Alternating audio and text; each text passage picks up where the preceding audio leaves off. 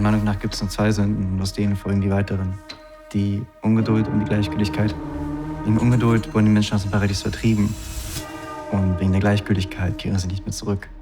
Hat Gott Ihnen das gesagt? Sie sind also das Genie, auf das wir gewartet haben? Schreibt nicht wieder die ganze Nacht durch, ja? Frage ist, wenn eine Geliebte mit Krallen, wenn sie dich im Arm hat, lässt sie dich nie wieder los. Er hat einen Roman veröffentlicht. Willst du sagen, dass dein dummes Geschränzel wichtiger ist als der Bankrott unseres Geschäfts? Ich habe mich mit Phyllis verlobt. Mein Brüderchen kann aber überraschen. Sie haben mir die Ruhe genommen. Was?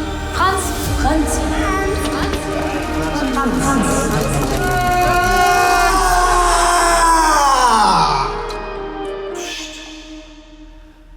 Endlich Ruhe.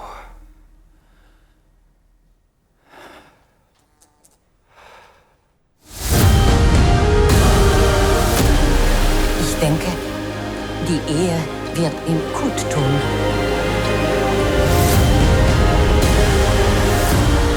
Manželství je složitá a nepřehledná instituce.